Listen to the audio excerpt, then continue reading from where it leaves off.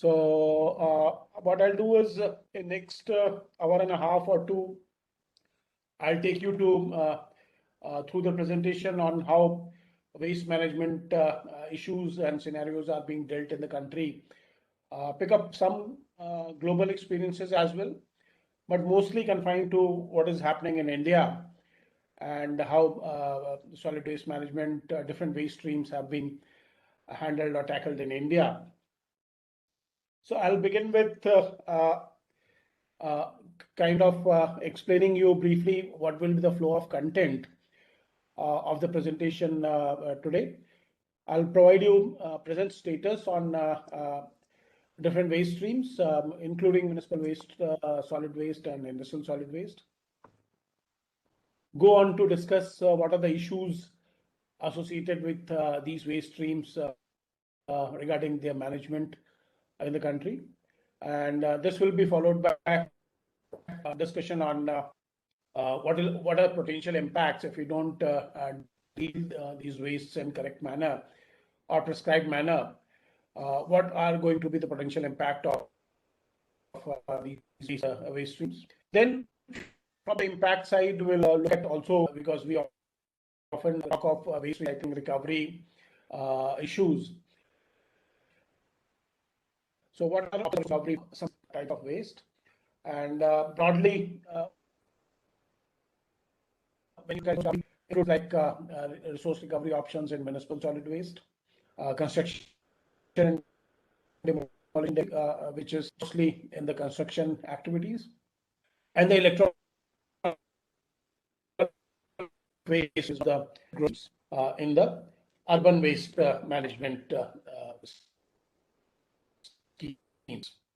Present status, I'll begin with the present status. And if you look at different waste streams, looking at the slide, you'll be sure that when we talk of solid waste, it's not municipal waste, waste which is generated by you and me in the cities. We are talking of much more in the sense the waste streams generated, but indirectly generated because of consumption of production activities. So if I begin with municipal solid waste, it is estimated to be generated at around 65 million tons per annum. And construction demolition waste, I mean, a few years back, we were looking at statistics of which is a scientific arm of DST. There they had given some estimates which are very low, 10 to 15 million tons per annum. But since then, country has gone very rapidly on developing cities and developing infrastructure to boost the economic development. As a result, the current estimates are that we are generating around 500 million tons per annum of construction and demolition debris. Industrial waste, I've divided them into two streams because of ease of kind of considering them as per regulation, as far as regulation is concerned. So there is a regulation which on hazardous waste, and non-hazardous waste is not coming into regulatory part of it. So hazardous waste is estimated to be generated around 8.3 million tons per annum, and non-hazardous waste around 200 million tons per annum. And of this 200 million tons per annum, many of you would be familiar with coal combustion residue. Primarily, our power demands are met from thermal energy, which is coal-based. And the coal which is used for power generation has high ash content, around 35 to 40% ash content in the coal which we use. And as we burn this coal for power generation, most of this either to fly ash or bottom ash. And out of this 200 million tons, around 125 to 130 million tons is actually this coal fly ash and coal bottom ash generated from coal combustion. Rest of it largely is from mining activities.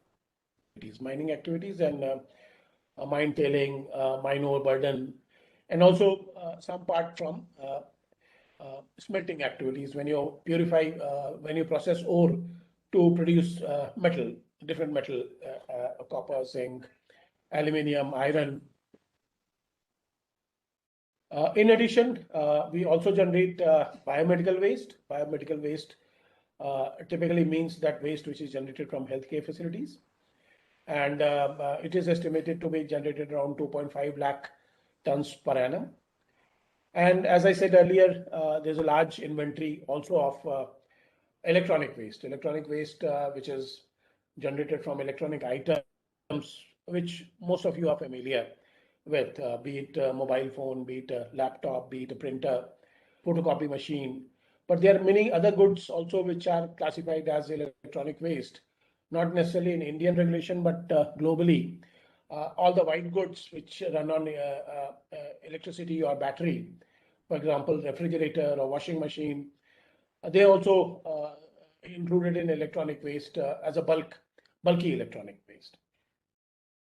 So this is one of the fastest growing, though I mean numbers are currently less because we had late infusion of IT related solutions infrastructure, but numbers are growing rapidly.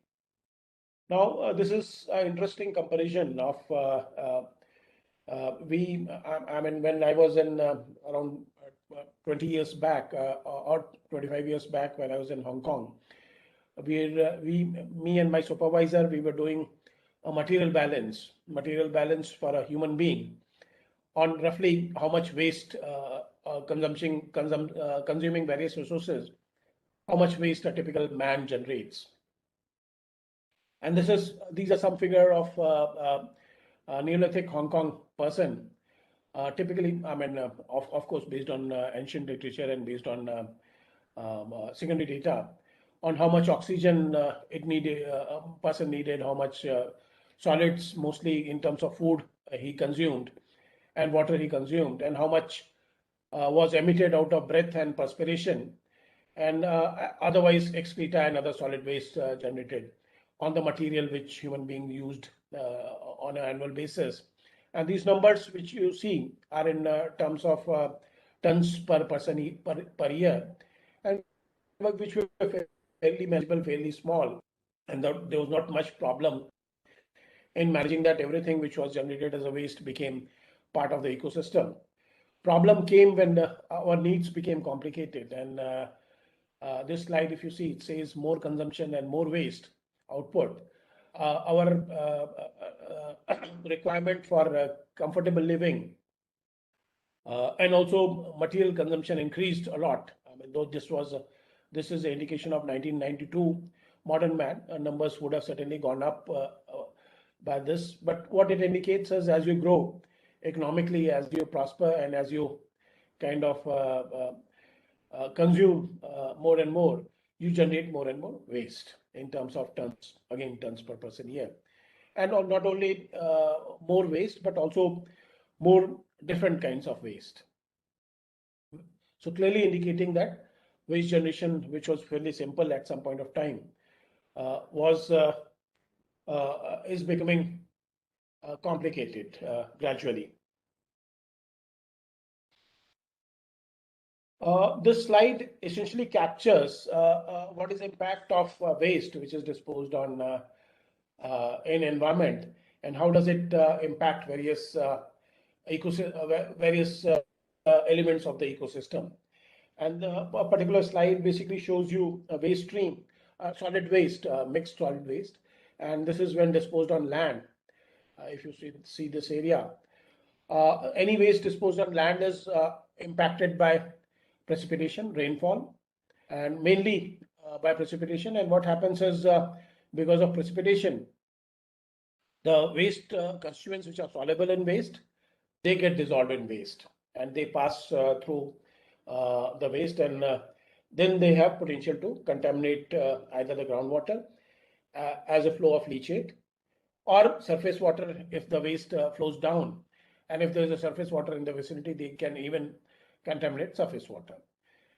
There will be gas emission from the waste pile, waste dump. There will be odor emission.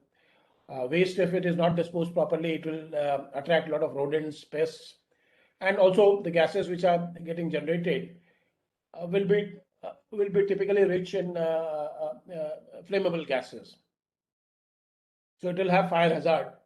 Uh, uh, Improperly managed disposal site can also generate a lot of dust, a lot of litter.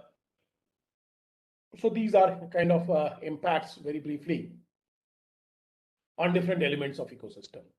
And what I'll what I'll discuss with you in the next slide is how does all this ultimately impacts the human being. And if you see on your uh, uh, left hand side, various release pathways are being mapped, and on the right hand side, the end receiver of all this which is disposed in the environment is the man.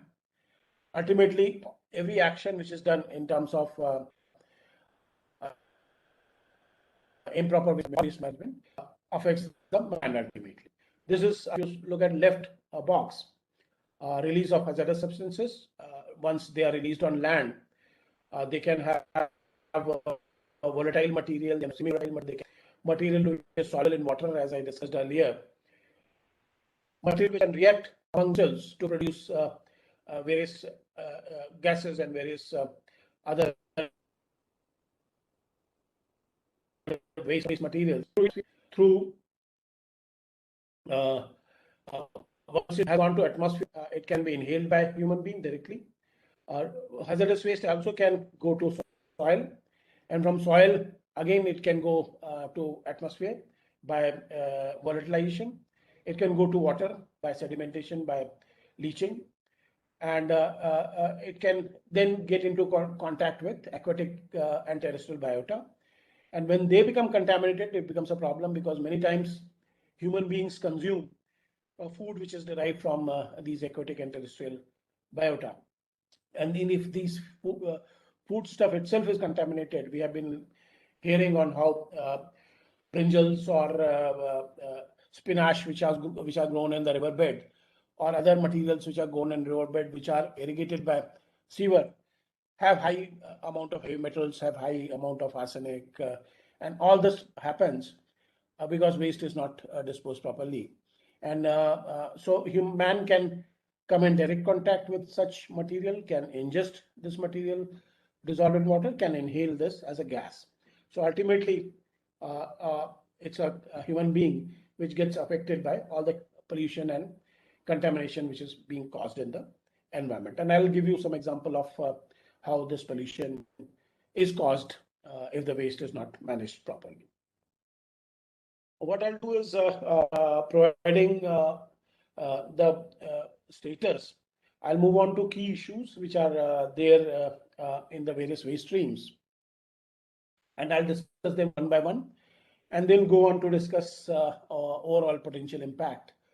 If you look at municipal solid waste, the key issue is that the regulation, which was for the first time notified in 2000, and subsequently in 2016, the final notification of municipal solid waste management rules, it states that waste will be segregated, and segregated at least into two fractions. One is biodegradable organic fraction, and another is recyclable and inert fraction, into two different categories. Sorry.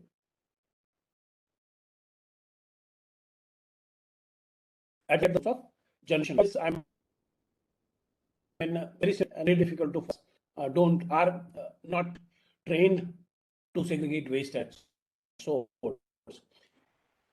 and many of us home to segregate waste at source and store segregate the waste segregated is collected by waste collectors and managers, which can be private body, which can be city government. So lack of segregation is inefficient collection. Efficiencies mostly range from 50% to 90% in major metros, larger cities. In smaller cities, it's around 50%.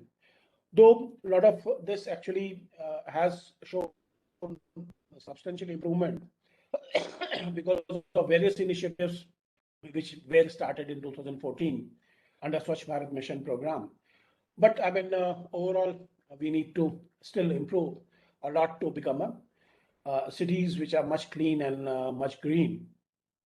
And you don't see waste littered here and there. Inadequate transportability, many of the cities do not have a number of vehicles, basically, to transport all the waste which is generated on a daily basis. Many times, waste is also not transported in a cover vehicle, though I mean, they have started taking note of this and started putting the waste in covered waste. But most cities don't have adequate transportation. Inadequate disposal. Very few cities have sanitary landfill site, and when I mean sanitary landfill site, what I mean is they are not open dumps. They are not open to environment, either from top or from the bottom.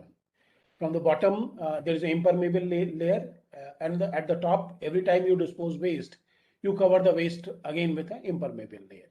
So that is called scientific sanitary landfill. But very few cities have a budget, municipal budget, basically to implement such waste disposal sites. Though some cities have sanitary landfill sites, but they still are not operating them because of the regulatory issues. Landfill gas emission and contamination of water also happens because of leachate flow, and I'll show you some photographs for this.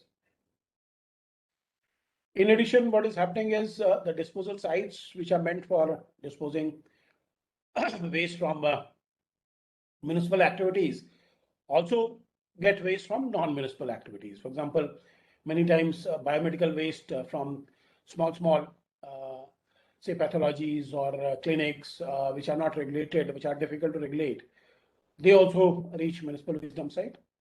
Slaughterhouse waste, slaughtering sometimes is done in an organized manner, then it is easy to pick up waste and take it to a waste treatment facility.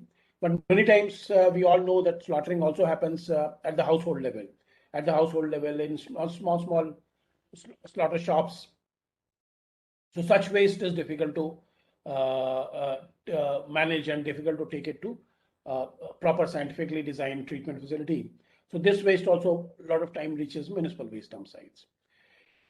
In industrial hazardous waste, in the sense we all know that larger cities or cities most often have also small industries which are functioning from houses. Their wastewater, their waste also is discharged into municipal drain. And thus what happens is municipal waste dump sites are not only receiving municipal solid waste, but also waste which has much broader health concerns. And they are hazardous. They are hazardous because they are hazardous to people who are working there on the landfill sites, whether they are sanitary workers or rat pickers also, waste pickers which are there for picking up material which can be recycled. Can you not see my slides?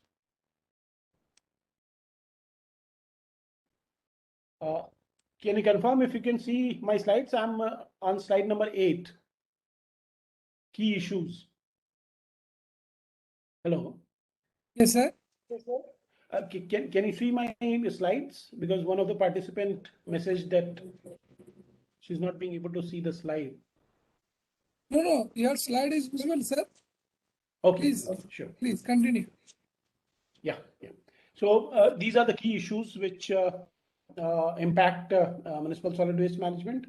And there's an interesting report which is done by Central Pollution Control Board in year 2012-13, which actually estimated if we continue as we are doing presently, and if we kind of whatever waste we generate, if everything is taken for landfill disposal, then what kind of land space we would require. And as per this report, if you look at first bullet, if everything is disposed, then we will require around 340,000 meter cube of landfill space every year. Sorry, every day, and which is a huge requirement. As a country, it may not look large, but it's a huge land requirement. And it also compared the present land requirement with the present that time waste treatment, and out of total waste generated, only 25,800 tons per day was treated, and balance 130 of 133,760, which is around 107,876 tons per day, was disposed on land. So not all waste was on land, so the requirement was little less, 2,012,000 meter cube of landfill space per day. But though, I mean, per day also this land requirement is huge. If you take it, this landfill requirement for per day and convert it into 20 years, what would be the land requirement for 20 years? It becomes a huge area because a landfill site, when you develop a landfill site, it should last you for at least 20-25 years. So for 20 years, if this kind of waste management goes on, then you require 66,000 of hectares of land on a 20-year basis, around 1240 hectares of land per year. Problem comes that cities are urbanizing, cities are expanding laterally. So it is very difficult. It is becoming very, very difficult to find landfill space for creating new and new landfills. And so as a result, what is being suggested when you look at recent notification of 2016 on solid waste management, and also in fact notification of 2000, it clearly states that you need to segregate your waste better, you need to maximize resource recovery, you need to recycle more and more waste so that less and less goes for land disposal and there is less and less requirement of a land. So aspirational goal for solid waste management is to create zero landfill ecosystem where almost nothing goes for disposal, everything is recovered, everything is recycled. So such kind of approach is required for solid waste management, and which is true for all the waste streams, whether it is municipal solid waste stream or electronic waste or biomedical waste or industrial waste. While discussing the issues, I was telling you about how leachate generated from waste management, waste disposal, improper waste disposal, can contaminate the surface water sources. And then the slide, in the first photograph, you'll see waste disposal site and the leachate ponding, which is ponded below, where all the rain which is passing through waste disposal site has accumulated there, and it's a dark brown in color. And when you look at that site closely, on the photograph on the right hand side, you can, I mean, there's no price for guessing that this site is not secured, it's not fenced, it is accessible to everyone. Even the cattle can go to the pond where leachate is stored, and often, I mean, you can see actually a dog drinking that water. And what happens is when cattle and animals, stray dogs, stray animals consume this water, on a repeated consumption, they often fall sick because this is a very polluted water, very contaminated water. So they fall sick and sometimes they also perish in the process. Another interesting example of a pollution, I said that in the beginning that cities don't segregate their waste fully. As a result, what happens is most of the waste which is reaching disposal site is mixed. All the organic waste, inert waste, recyclable, everything is mixed. Whatever can be removed by waste pickers is removed. Whatever is not removed is going to the disposal site. And what happens is these disposal sites are huge reactors. The organic waste in these disposal sites undergo anaerobic degradation, and as a result, what happens is they produce a biogas, very similar to biogas plants. The major component of this gas is methane, around 40-45%, 30 to 45% methane generated. And what happens is this methane containing gas is very peculiar. Whenever it comes in contact with air, when it is in landfill site, beneath the landfill or inside the landfill, is not so much of a problem, except for explosion occasionally. But whenever it comes on surface, because of oxygen present in the surface, it catches fire. And you can see the flame coming out of one such fracture in the landfill. And this is also facilitated by people if they are working at the site, and if they are smoking, mostly sanitary workers or waste pickers. If they are smoking, or many times what they do is, in order to collect the waste, all the unwanted material they put on fire.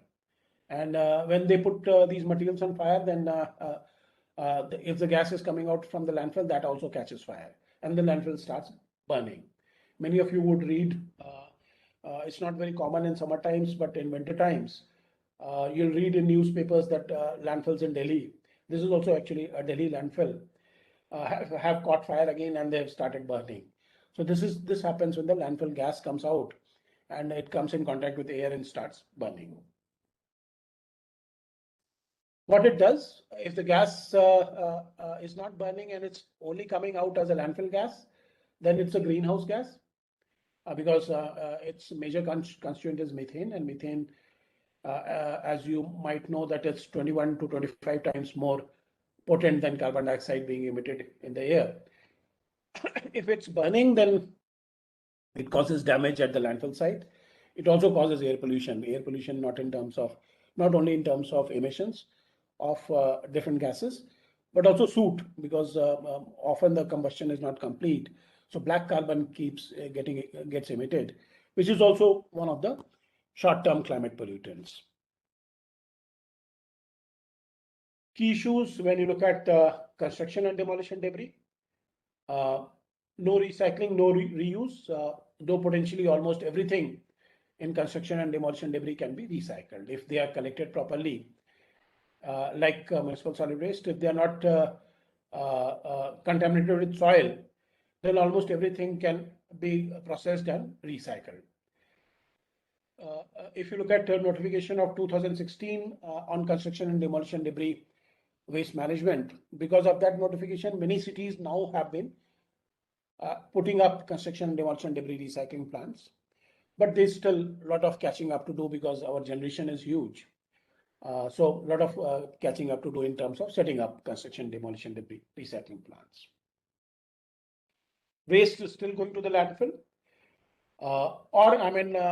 You might see that whenever in a housing societies or housing complexes or housing areas or even industrial areas, wherever you'll find a vacant plot or abandoned plots which has not been occupied or constructed on, people start disposing waste there, and many times the builders or constructors also start disposing their construction demolition debris into such space. So that space also gets occupied because of this waste.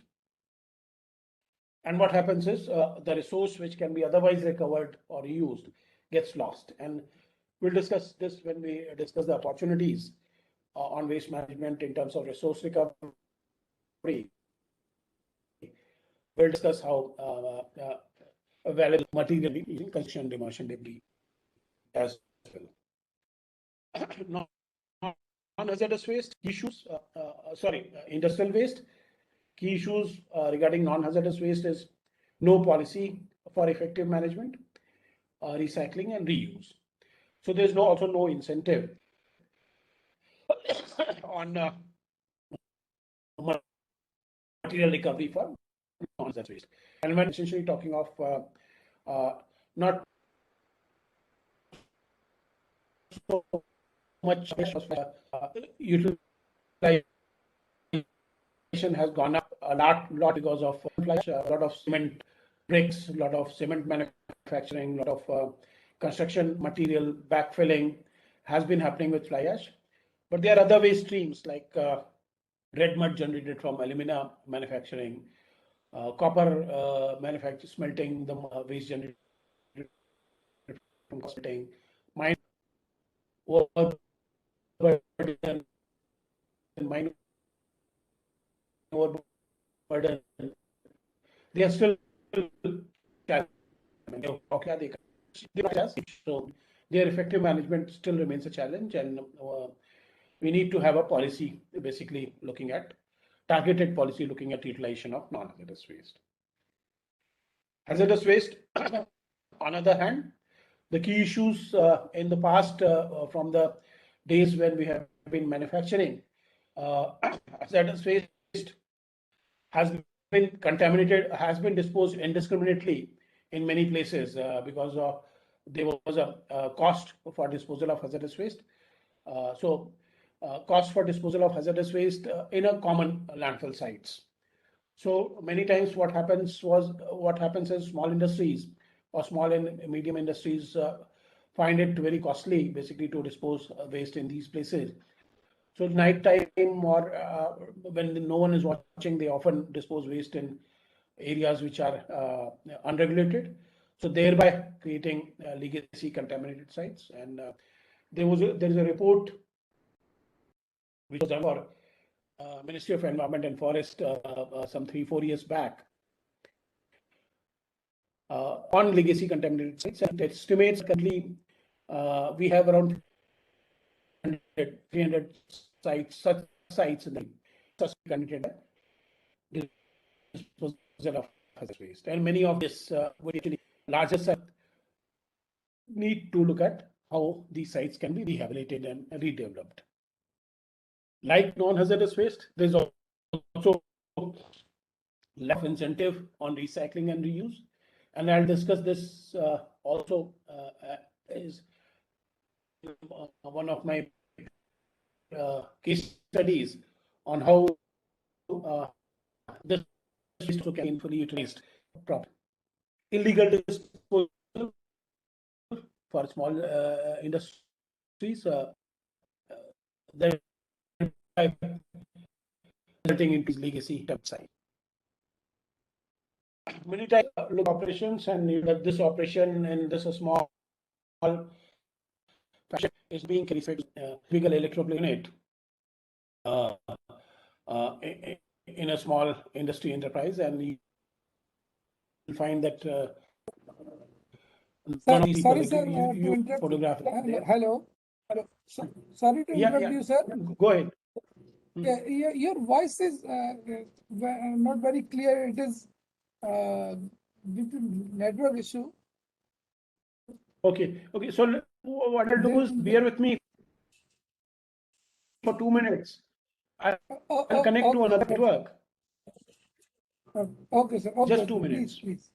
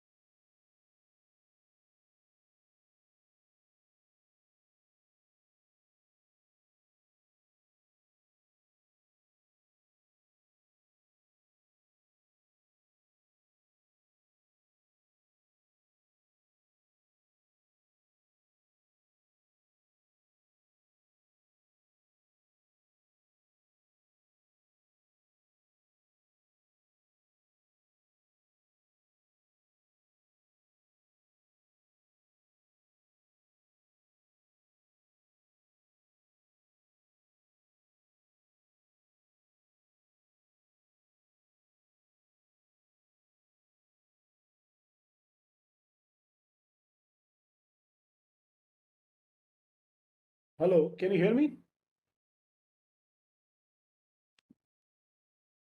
Yes, sir. Can you hear me now? Yes, sir. Okay. Shall I continue? Yeah, please, sir, please. Sure. So if you look at this industry operation, which I was explaining in the slide, it's not very difficult to guess that this is not being done in a very scientific manner. None of the person is wearing any personal protective equipment and working with acids and fumes. It's such a hazardous environment. And shop floor also shows a lot of spillage, leakages. So such type of industrial operations definitely can cause a lot of pollution and also is not something which is called very desirable industrial environment.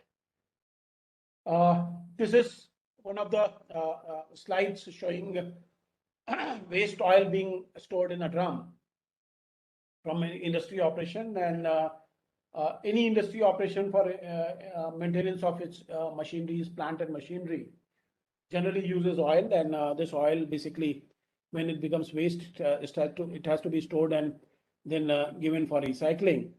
And in this slide, you can see the drum which contained the oil, waste oil, is not stored properly, and it has somehow turned down, and you can see oil which is spilled from this drum.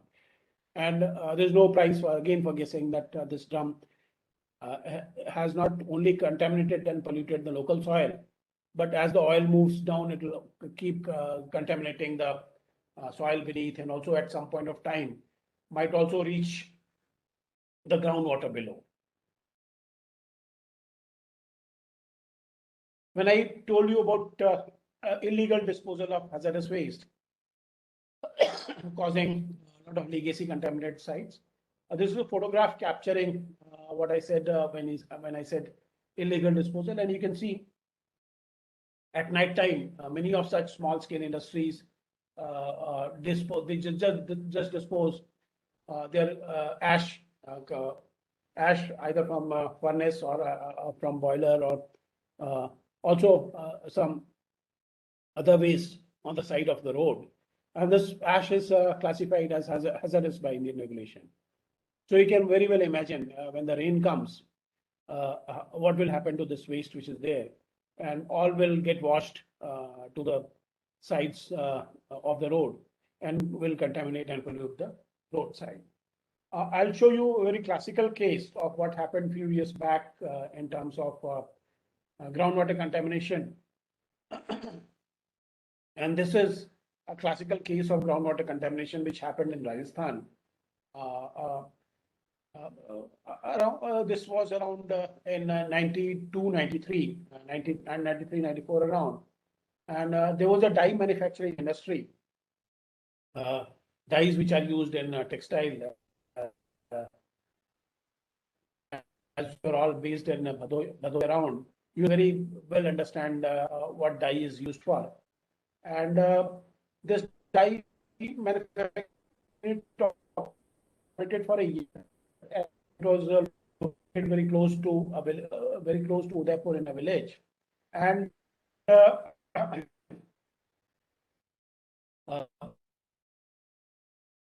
in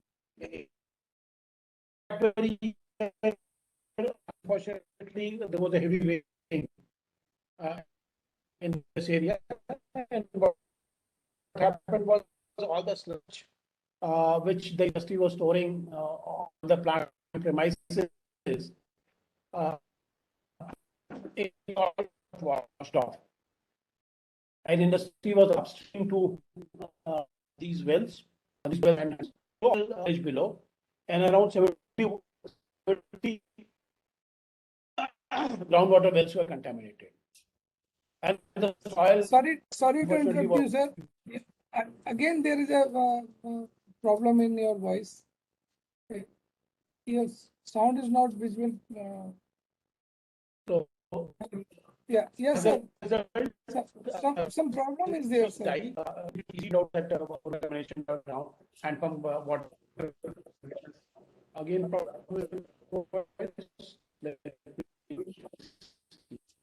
yeah. Some problem is there. It's fine. Yeah, now it is okay. Are you using some Bluetooth device? My other network is not connecting. I don't know what. Okay. Probably hello. Yeah. Hello. It is breaking frequently, sir. Okay, me.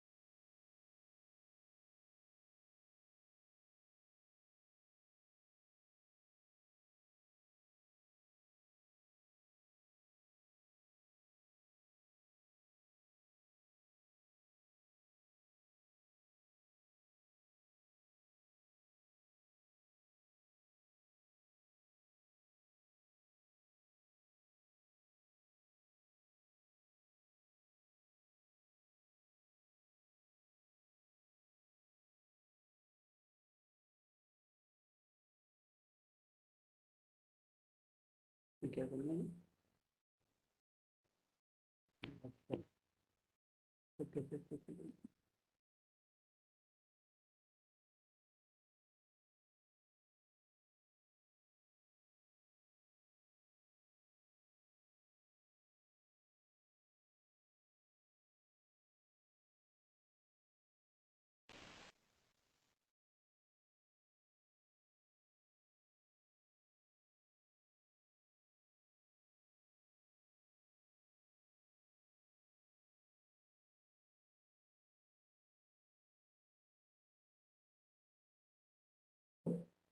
hello, can you hear me now?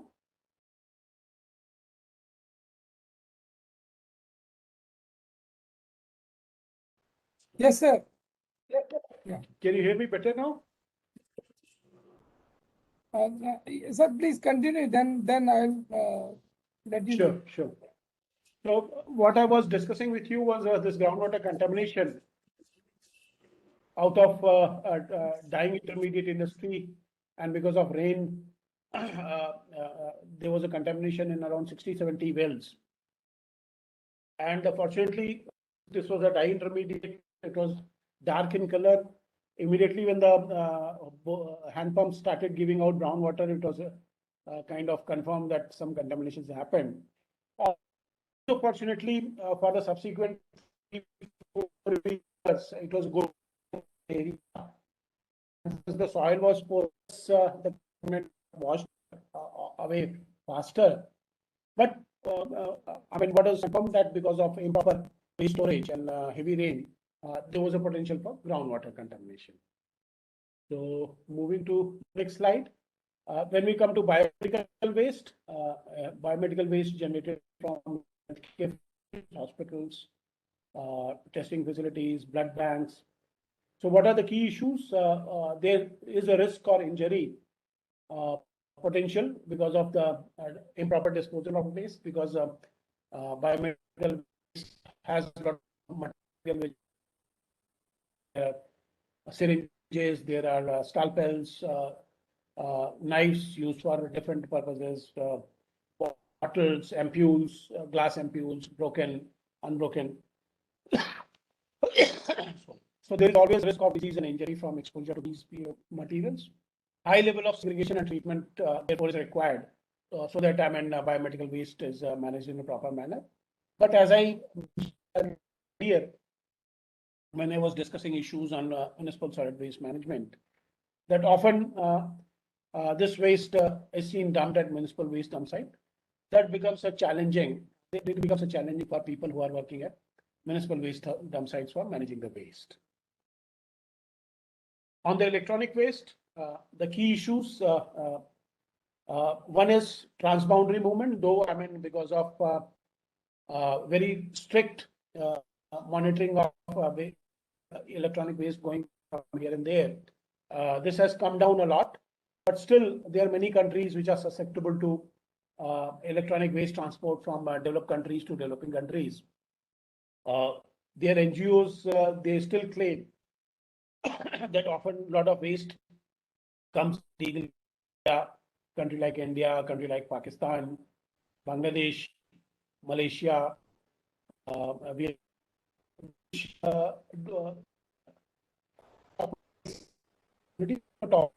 this waste goes to informal sector. Thus, it is not recycled properly and it causes a lot of contamination. Most of the e-waste, if you look at Indian statistics, around 95% of the e-waste which is generated is treated and processed in an informal sector. So that causes a lot of contamination, pollution. I'll show you some slides on photographs on how this is happening. Soil and groundwater contamination. If e-waste is not managed properly, it causes soil contamination, it causes groundwater contamination. Ultimately, all this, as I said earlier, results into human health issues. These are kind of photographs which are taken from China. In early days, China used to import a lot of electronic waste for resource recovery. But as I said, much of this waste which was imported used to informal sector for improper waste recovery and recycling because they operate at very low cost. So simple burning of e-waste, open burning to recover resources, and you can see fumes being emitted from waste dump site, waste accumulated sites, and how they can cause pollution in terms of emission of on the right hand side. If you see various compounds which are emitted if you don't manage your waste, if you burn e-waste improperly. The first two categories or first three categories actually are complex compounds. They are simple, in simple terms, they call dioxins and furans. And dioxins and furans are product when any material is burnt in an improper manner, not full combustion, then and if there are chlorinated compounds in the waste stream, then dioxins and furans are generated.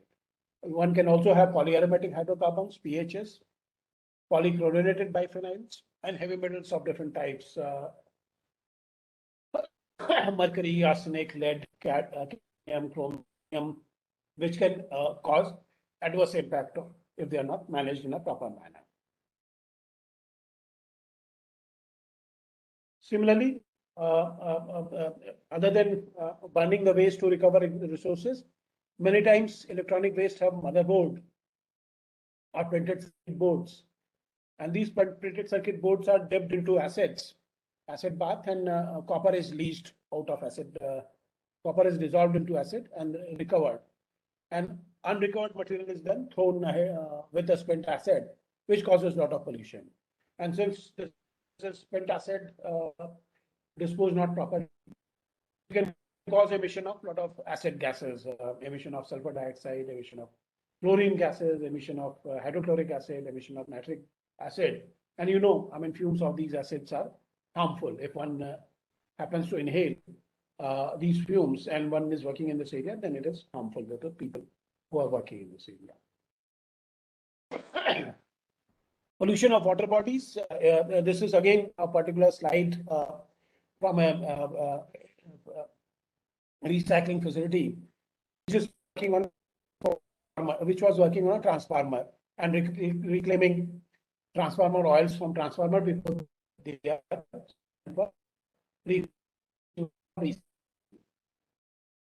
and all these transformer oil, since they transformer oil recycling facility, it was drained to a pond nearby. And on the right hand side, where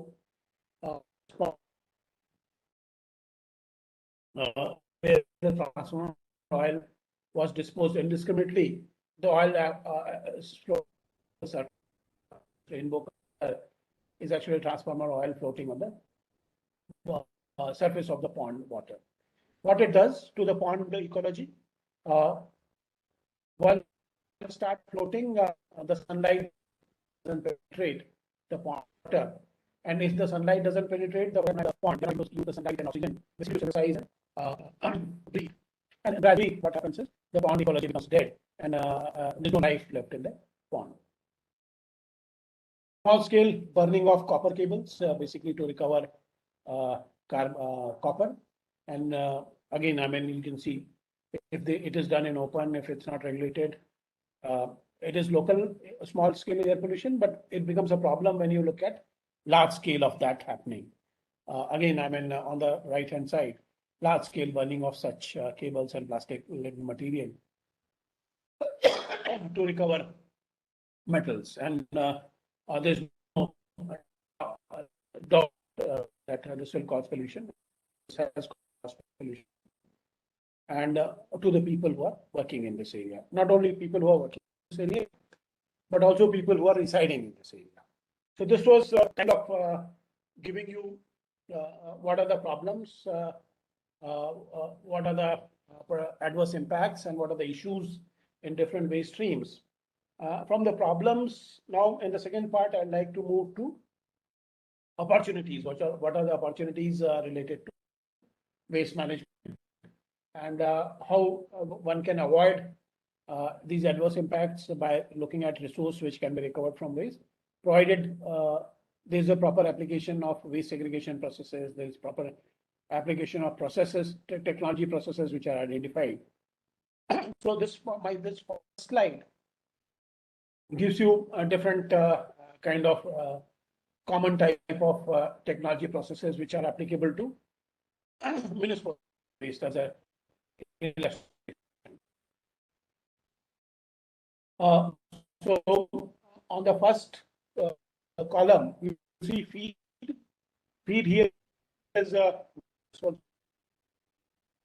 second column is processing. So what kind of pre-processing is required, and what kind of intermediates it produces. So the third column. Fourth column, what kind of products which are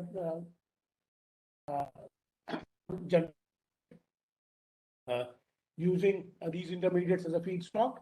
And fifth column is the technologies which are applicable on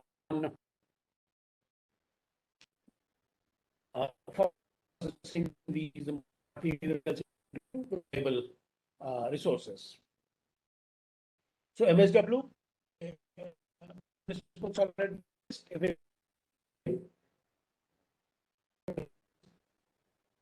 you see, which are island countries like Hong Kong, disposal is not much urban land available. Most of the urban land is built into housing complexes. So finding a land for disposal is a difficult situation. So what they do is they gather all the waste and for incineration. And in incineration process, there is some energy, whatever energy can be recovered. And then the ash incinerate is probably ash is not many other countries where land is available and good waste practices can be done. Alternative route. Good waste segregation is done, waste separation as a processing step, and the intermediates which are produced are wet organics.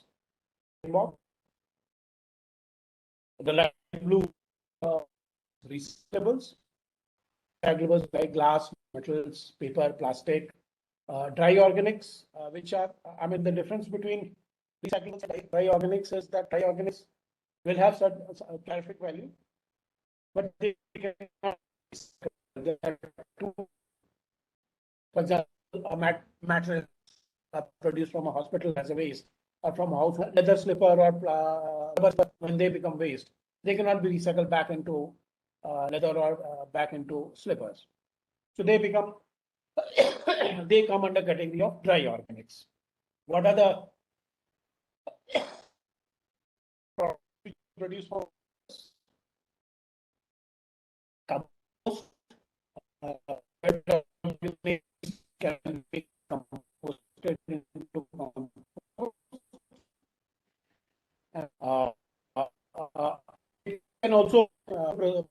process it is through the waste into biogas and use that gas and then, as a income.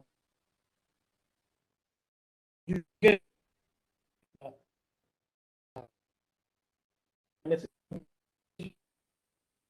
pyrolysis oil or gasification of syngas or producer gas, which can be further used as a for a fuel application. You can also process dry organics to something which is called refuse derived fuel, RDF, which is that fuel which is derived from refuse waste. I'll give you an example of that, which can be used for combustion by industries, which can also used as an alternate fuel, because India is now a lot of interest in use fuel derived from waste as a fuel in the cement industries. Industries use a lot of. This coal can be partially replaced by this kind of waste, which provides you, if this is a good quality RDF, provides you kind of range of 500 to 3,500, can be used as a partial substitution for coal. So the innovative uses of plastics which are clean, which are easy to collect, are collected and go for recycling. And if you look at plastic statistics for the country, around 6% of the plastic waste generated goes for recycling, but 10% remains uncollected. They don't go for recycling. Not collected because they are lightweight, mostly plastic packaging material. They're low in value. They're not basically very attractive for waste pickers or plastic recyclers to pick up, kabadiwalas to pick up. So they go, there's important research which has happened in the country that this waste is divided into small pieces, and this can be made with bitumen and can be used for road laying. So this kind of an application for plastic waste, which is and what happens is a mixed waste between lay the road. The roads, they last for longer time. And the advantage of shredded plastic waste into road making is that the normal road which other last for 2 years or so.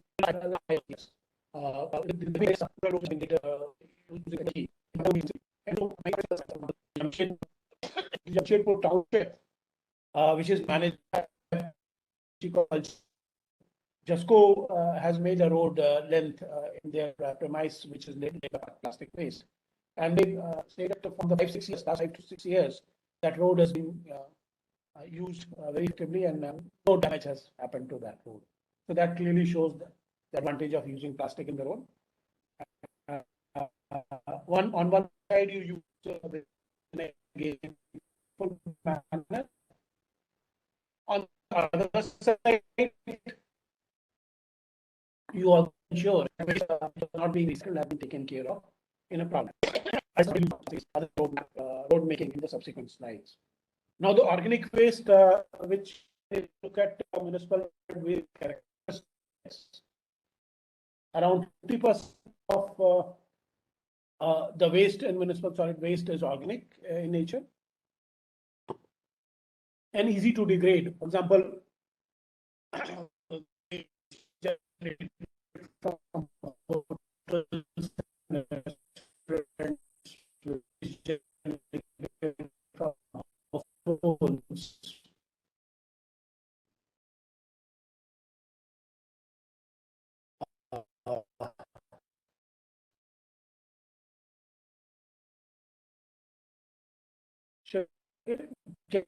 all right, or try checking my alternate connection.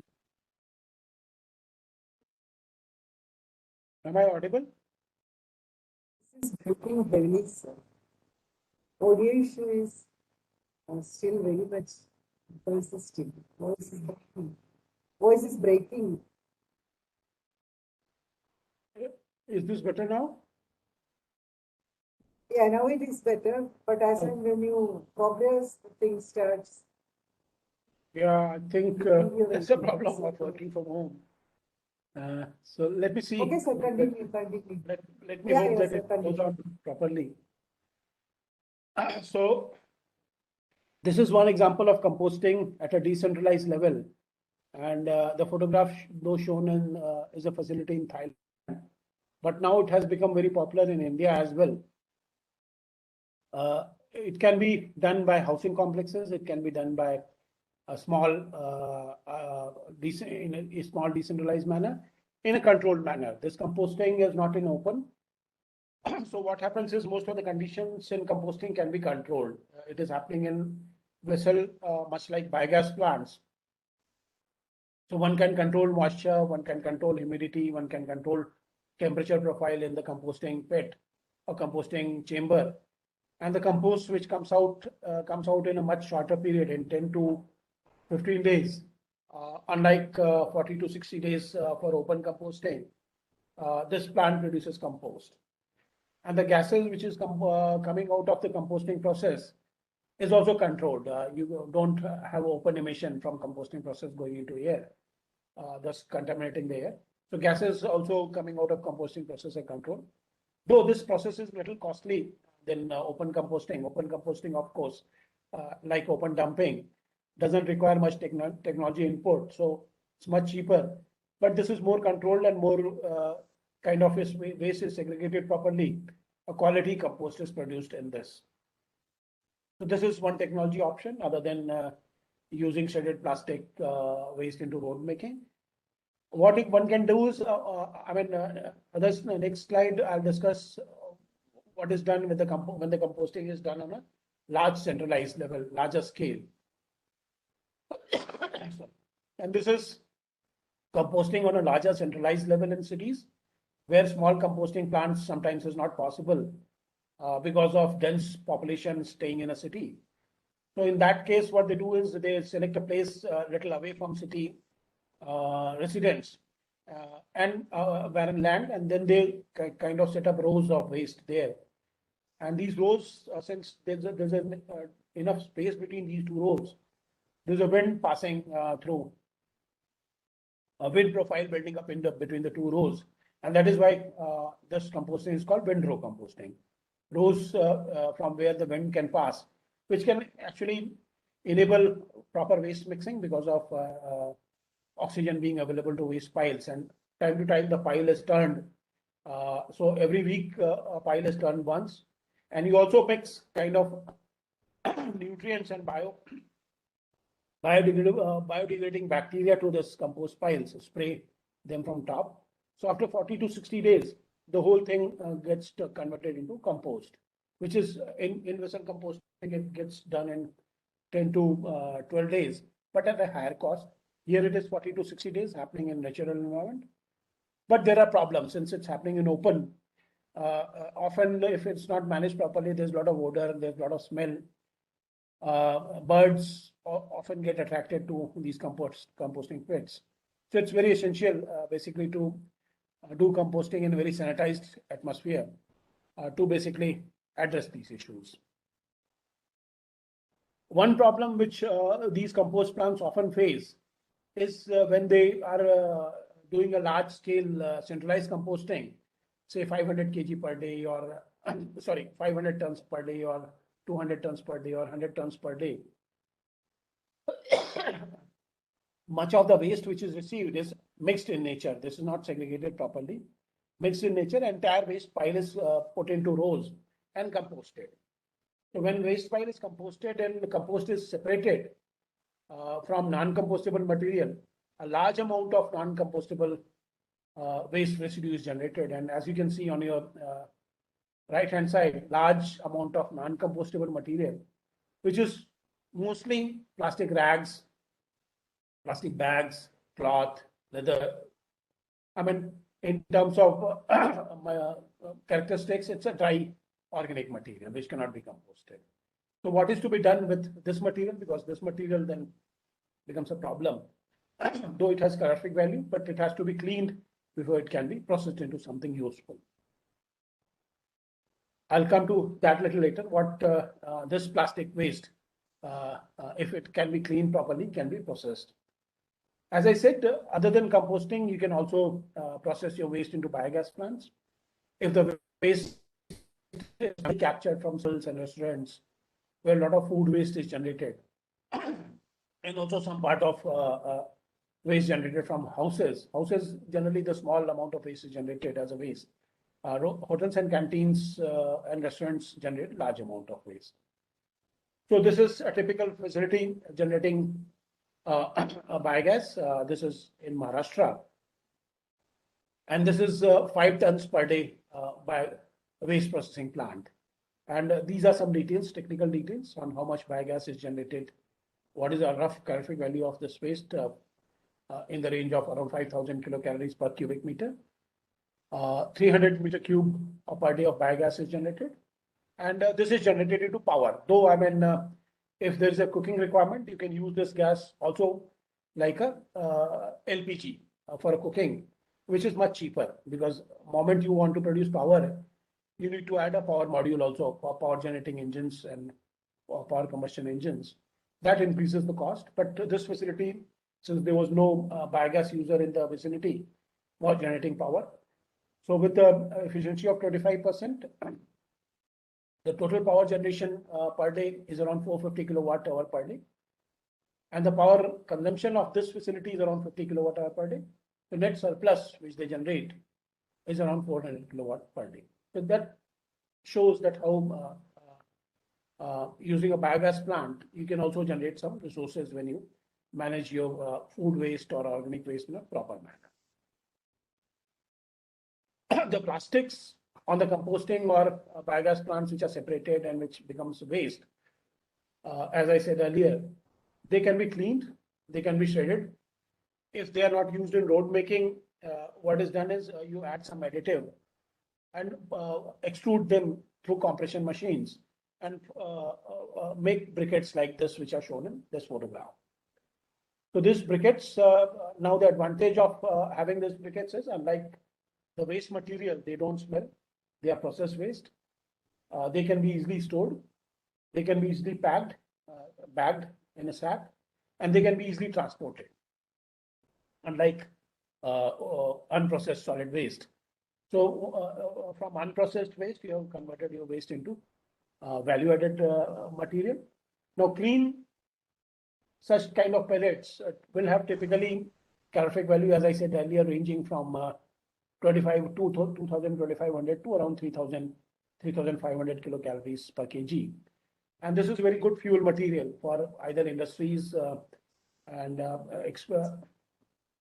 economics have shown that if this is used in an industry as a fuel, it's much cheaper than using LPG or furnace oil in the industry. So many industries not to waste-based fuel, but have shifted to biomass-based briquettes as alternate fuel.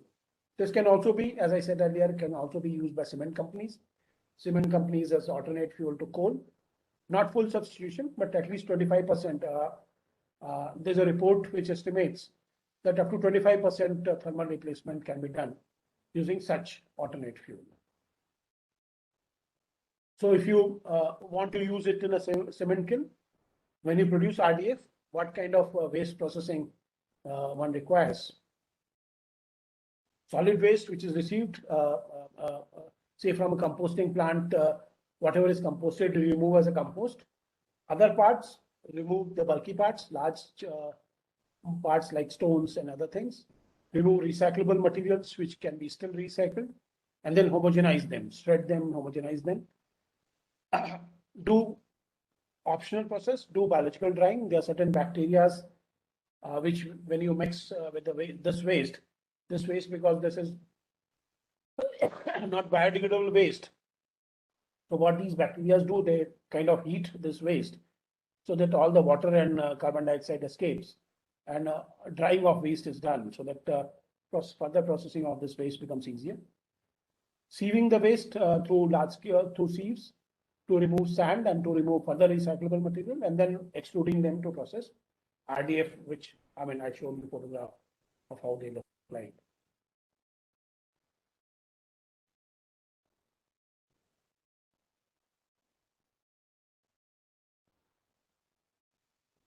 This is some example of when I told you construction and demolition debris. I told you many of these cities are not actually recycling construction and demolition debris. This is photograph from one of the plants in Delhi, which is operating at around 1,000 tons per day, and how they are grinding all the construction and demolition debris which they receive, and how they are separating various aggregates based on size, and the dust, the sand dust which they get in the end, they are mixing with lime and fly ash and cement, and making such kind of useful materials, which are pavement blocks, curbstones for the road, tiles. And what they have done is they have entered into, because when you look at cost of making these tiles and pavement blocks, they are slightly higher than one which are made from virgin material, because of economy of scale and because of at the scale at which this plant operates. So what they have done is they have entered into agreement with the Municipal Corporation of Delhi that all the material which this facility is will be taken up by MCD at slightly higher cost, so that I mean they are able to manage this plant. And the advantage of processing, though at slightly higher cost, processing construction and demolition debris is that you take care of all the waste which will otherwise be lying in a vacant plots, in the vacant areas, and occupying valuable space in the cities. So this is how, in different potential ways, construction and demolition debris can be recycled. Then there is when I was going through flow sheet of municipal solid waste management, municipal solid waste processing, much like biomass waste, the dry organic waste in the municipal solid waste in the rural areas where people or semi-rural areas where people do not have access to very sophisticated technologies, one can use typical biomass gasifier also. In the industries also, one can use slightly modified biomass gasifier, and we have been, as a research institute, working on using these biomass gasifiers for waste streams as well, how they can be used for producing syngas or producer gas, which is rich in hydrogen and carbon monoxide, and it can be used as a much cleaner process fuel in the industry operation.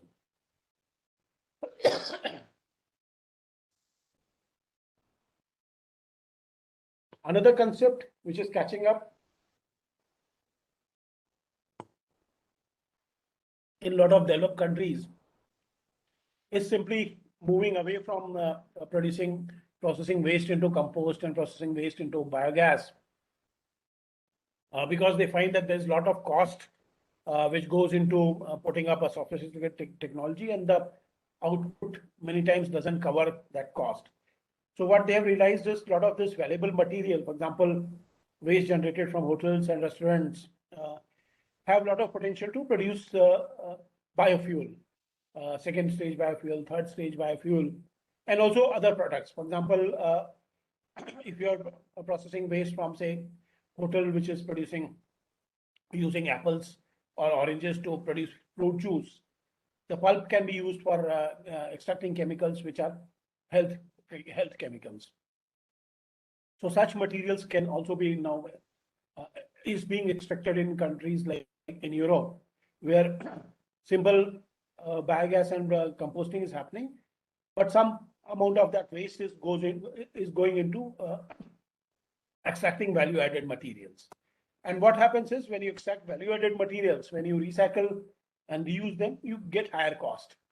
Higher cost when you sell your product at higher cost, then the financial feasibility of your process becomes much more attractive. So biorefinery concept is also now catching up with in municipal solid waste processing or industrial waste processing. I will give you example of a landfill gas in this earlier slide when I was discussing impacts and showed you how the landfill gas from open dumps can become problem when they come in contact with air and they can start, they combust and start burning. If they don't combust, then it's an emission of greenhouse gas, which is harmful to from the climate change perspective. So what some countries do, instead of having open dump like India, countries like US and some part in China, what they have done is they have started putting up large sanitary landfills. Sanitary landfills, which are scientific landfills, which can be managed in a scientific manner. And this is one layout of that sanitary landfill on how once you put your waste into sanitary landfill, and if you have a proper landfill gas collection, in this side you have a proper landfill gas collection, purification and cleaning equipment, how landfill gas, which is having around 40-45% methane, can be used by a transformer to produce power. And if there's a grid nearby, you can produce power. If there's no grid nearby, no problem. I mean, you can use this gas also for cooking, for thermal application, because it's kind of a lean biogas. You can clean it further, purify it further. And like clean biogas, you can also use it as a transport fuel. So that's also one of the potential applications. And if no other use is possible, you can use landfill gas. Say a lot of leachate is generated at the landfill facility. You can use it as a fuel for drying that leachate. I'll show you one example of how we researched on using this landfill gas. In this pilot project, which was done in Delhi, we had put up a landfill gas extraction facility on a small part of the landfill site, because this was a research facility. And you can notice all the material, piping material and everything is actually PVC, not mild steel. Why PVC? Because landfill gas contains some trace amount of H2S, and when it comes out with the moisture. So if it's a mild steel, then it will corrode, and then it can't be used for much longer. So that's why either PVC, or if more funds are there, you can use also HDPE pipelines. And this gas which is coming out from these wells is then used, then is sent to this gas condensation and purification process where moisture is removed. Then in alkaline scrubbing, the H2S is removed, and then finally purified gas goes for a flaring up. In this experiment, we were only flaring because our purpose was to show if that sufficient quantity of gas is coming out. And in this research, when we did some modeling exercise, we found this is the site where we had put our setup for landfill gas extraction. And on the right hand side, of my right hand side, you can very interestingly see that this is a Delhi Transport Corporation depot where transport buses are parked in the night. And as you know, in Delhi, all the buses, they operate on CNG. This gas, why I was showing this, that this gas, if sufficient quantity is harvested, this can be very well purified to CNG and can be used by nearby transport center. On the left hand side, there's a hospital. It's the ESI hospital. And this hospital also uses a boiler to produce steam. All the hospitals have boiler to produce steam. And this boiler is using furnace oil. And this hospital also can very easily use landfill gas, which is coming out for replacing the furnace oil. So this shows that how useful the gas can be from the waste decomposition. This is a typical example of engine which actually is used for landfill gas energy recovery. This engine is special engine. It actually is made for lean biogas, landfill gas, which is coming out of a landfill. And as you can see, there's a company called Caterpillar which makes such engine. And these engines are very successfully used for power generation from landfill sites. from the gas which is coming out of landfill in US and China. When we did modeling for the gas which was coming out of the landfill site, we found out that if we can cover all the landfill, then you can generate around 5,000 meter cube per hour of a gas from per year from the landfill site. And you can go on till 10 years at least for this kind of gas generation. At a conservative condition, if you're covering the landfill and still some cracks and fractures remain, and gas can escape a bit from here and there, still you can recover around 2,700 meter cube of gas on a yearly basis for 10 years or so.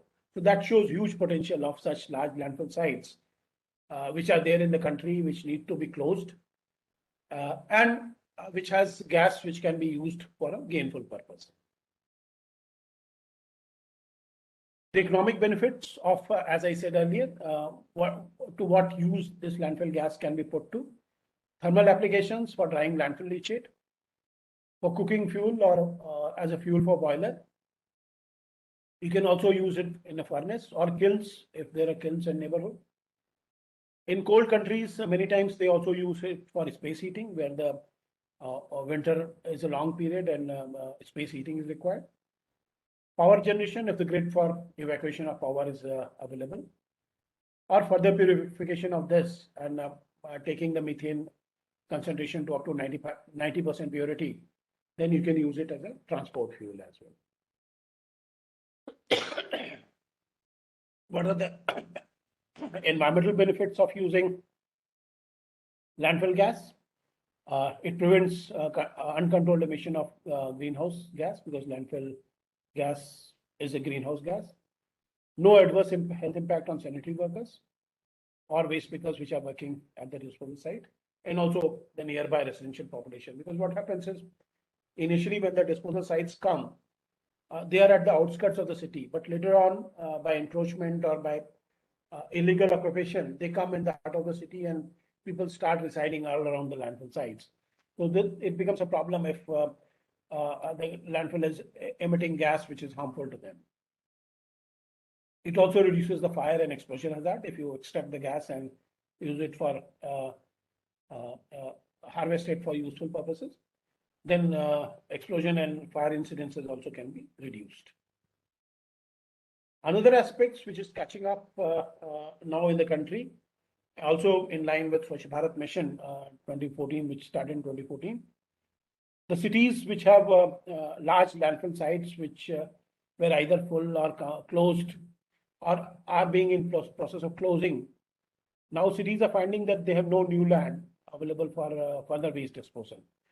So this idea is now catching up, that you open a landfill, the landfill which is already full or closed, then using such plants and machineries, excavate the waste material, separate the green material, separate the recyclable material, separate the inert material, and then use it for various construction applications or recycling or composting application. Advantage of doing this is that you create a lot of free landfill space, in which gradually you can set up a scientific waste processing facility, where you can maximize resource recovery and you don't need to dispose everything on a land in such landfills, integrated waste management facilities. So this is one example from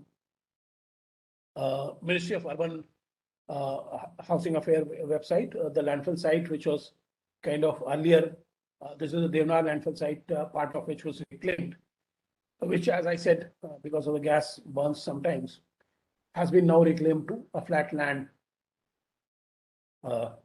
and useful land. This is kind of the process by which the landfill mining starts. With the use of excavators, you loosen up the waste and then form the windrow. Then, like composting, you compose the material which can be composted. Rest of the material is sieved and then use it for other application. Now, from municipal waste dump sites, I would like to engage you for a few slides on industrial waste, and some of you might actually be familiar with such kind of industrial waste. This is a photograph of a common effluent treatment plant in Western Rajasthan. Western Rajasthan, when I say Western Rajasthan, this is Barmer district. And Barmer district, as you know,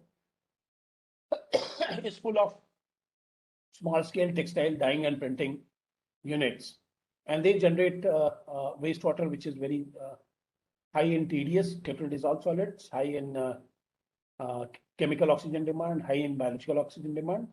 And when this is treated in common facility, this kind of sludge gets generated, chemical sludge, and is stored on site. And Rajasthan, as you know, is a high temperature profile area.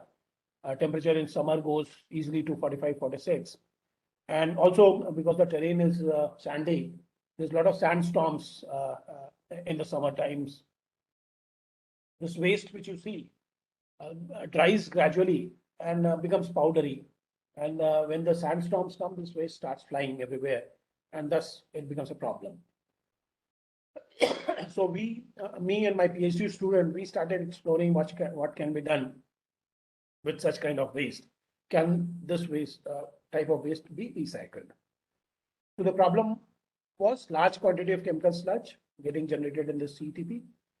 Sludge is characterized as hazardous by Indian regulation, hence needs disposal in landfill. But for these small scale industrial units, the disposal cost is huge. As a result, what happens is they keep it dumped at the CTP. But keeping at CTP is also not a problem because of the reason which I told you earlier. So we looked at how this can be used in a gainful application. And like construction and demolition waste recycling, we also kind of started mixing this waste with different percentage and combinations with fly ash, lime, cement, and making blocks and making tiles out of these. And this on the slide on the left hand side, which you see, is a patented technology, patented process of one of the NGOs in Delhi. And they were kind enough to allow my student to basically experiment with her waste there to produce these tiles. And in this photograph on the right hand side, you see a brown tile, which is made of conventional material with no waste. And on the left hand side, you see green tile with 15% waste material, waste sludge into this. And in terms of strength, they are comparable. And nothing reaches out. Since these are baked tiles, nothing reaches out this tile as a hazardous material. So we showed that it is perfectly safe to use this waste 15% in the tile making process, and thus can use all the waste chemical sludge which is there in the facility. It can also be used as a pavement tiles. Again, 10 to 15% of this waste can be successfully converted into pavement tiles, and these tiles can be used in the construction application around the CTP site itself, because CTP site and the industries time to time need such tiles for construction and manufacturing process, and also maintenance. So they can be very well used by the domestic users itself. We did some cost benefit analysis looking at how much is sludge generation in that area by industries which are operating around 20,000 tons per annum.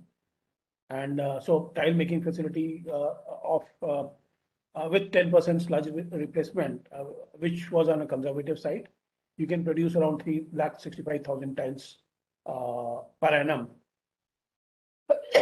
And this is machinery cost, O&M cost.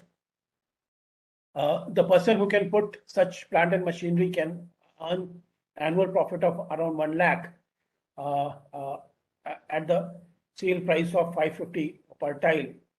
But this need not be seen in isolation. When you see in isolation, this amount looks less.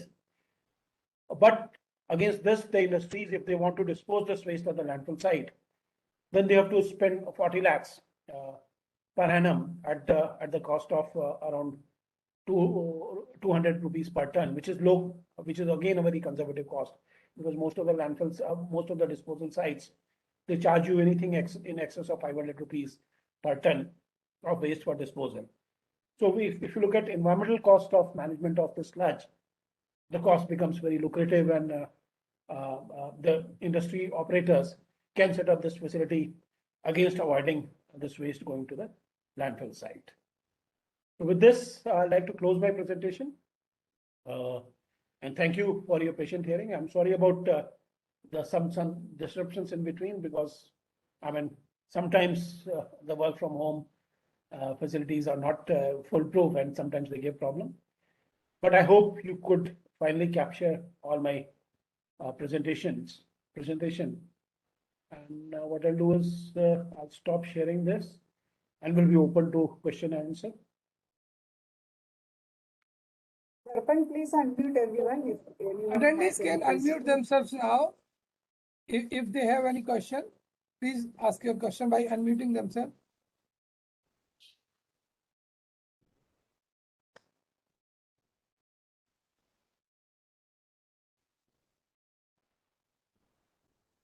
Hello. So any questions, or I hope there was no confusion there are, in terms of understanding the basic issues, basic premises. I think people understood your presentation, even though the voice was slight problem, but then the slides were explanatory, so we could follow.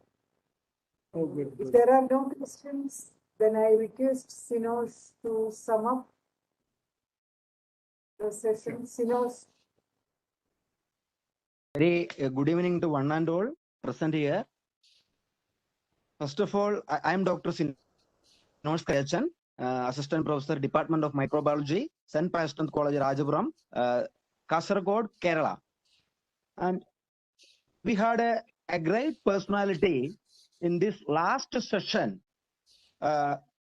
Suneel Pandey, Director, Environment and Waste Management Division, the Energy and Resource Institute, New Delhi, India.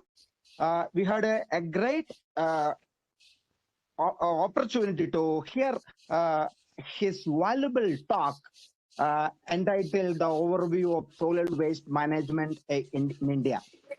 And he has mentioned the present status of the solid waste management in the municipal as well as industrial solid waste management, and very potential impact and the options for the resource recovery, and that is the municipal and solid waste, then a construction and demolition waste, and the biomedical waste and e-waste. And he has enlightened us by giving the various issues related to the management of each of these waste streams, followed by the impact of mismanagement of this waste on human health and environment.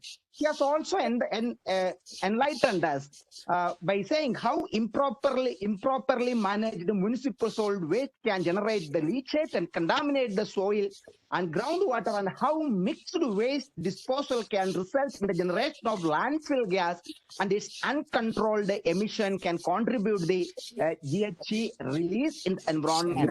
He has also highlighted the adverse impact of the leakage on the industrial waste in the groundwater and the impact of burning of e-waste in the human health and the environment.